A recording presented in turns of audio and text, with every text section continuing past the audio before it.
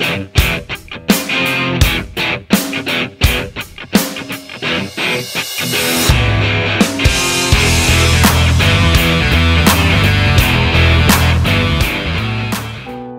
di sidang pembacaan tuntutan dan putusan, saya tidak hadir.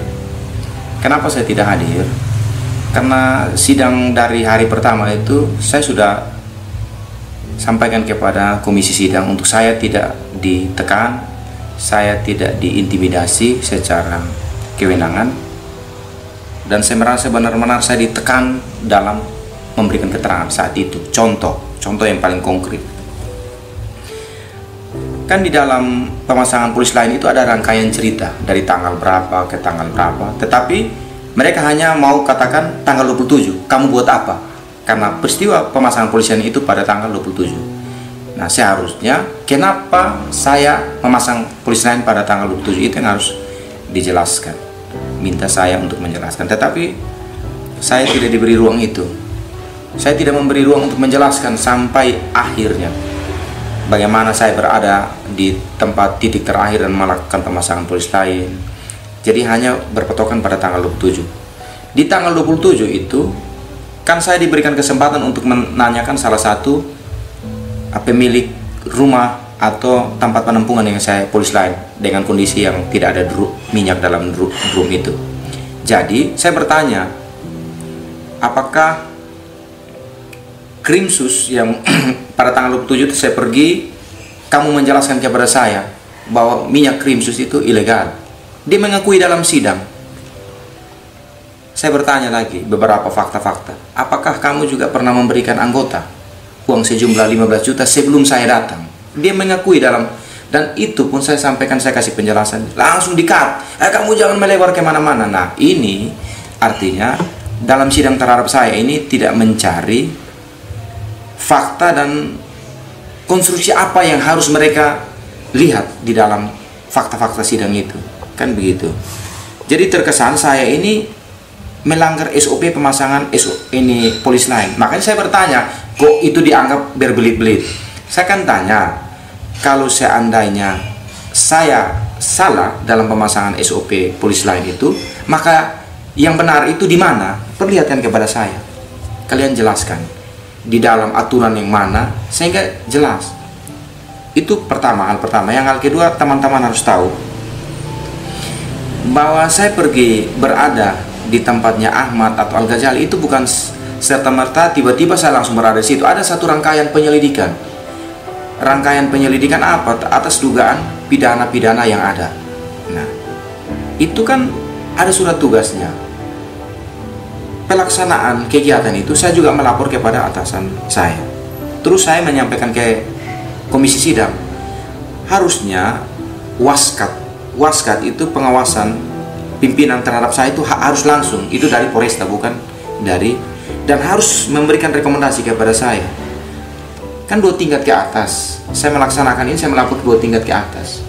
Kan begitu. Nah, itu hal yang kedua. Hal yang ketiga ini kan, kalau saya mau jujur saja, kalau bicara tentang etika, masih banyak ya, banyak penyimpangan yang dilakukan oleh oknum-oknum Polri, lebih buruk daripada yang tertuduh kepada saya. Masa ini saya pasang polis lain itu kok terkait mafia minyak yang ada di Kota Kupang, khusus di Kota Kupang, menggunakan barcode nelayan, kok saya bisa disidang PTDH. Nah, ini kan sesuatu yang saya rasa, saya juga kaget, saya juga sangat kaget dengan ini. Tapi tidak apa-apa. Tidak, kita sebagai warga negara yang taat hukum, kita mengikuti prosesnya. Artinya dia tidak bersifat final. Dia tidak bersifat final. Nanti langkah-langkah hukum seperti apa yang saya lakukan, yang pasti pemberhentian dengan tidak hormat ini sesuatu yang bagi saya itu sangat menjijikan bagi saya. Ya. Atau upaya hukum yang dilakukan oleh Om Budi? Saya akan ikut mekanisme tahapan sesuai peraturan Kapolri tentang kode etik. Ada tahapan-tahapannya. Apakah akan melakukan banding atau PK dan lain sebagainya. Kalau dalam aturan sidang kode etik itu ada tahapan banding dan tahapan PK.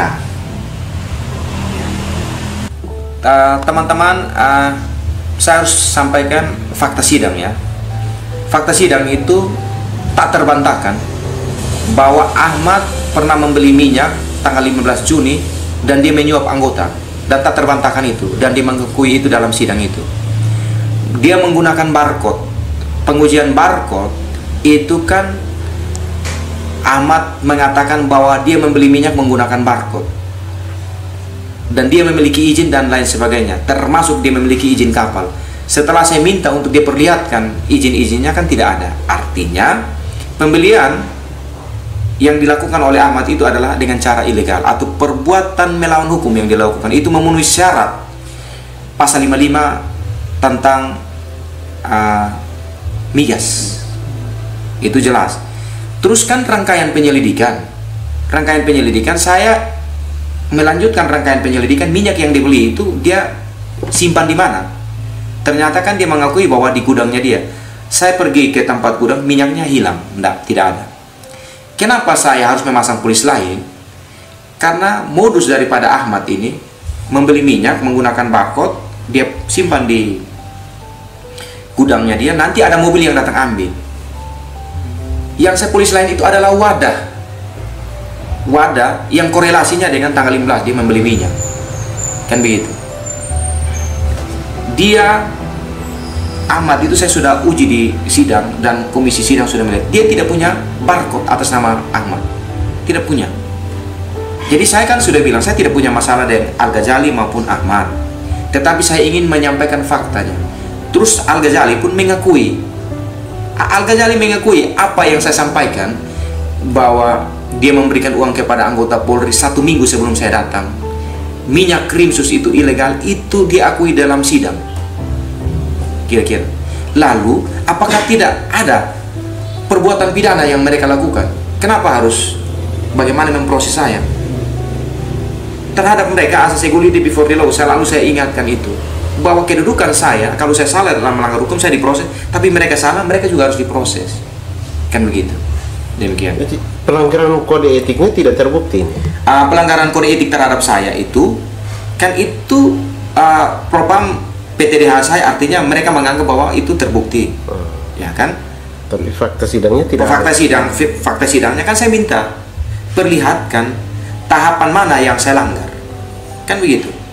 Dan kalau bicara tentang korelasi dengan sprint gas, kan bukan saya sendiri yang bertugas, tapi saya tetap, kalau saya memerintah anggotanya, saya bertanggung jawab atas perintah itu.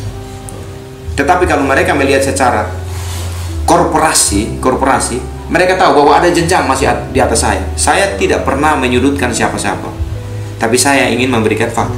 Kok jadinya saya begitu? Itu yang jadi saya masih bertanya.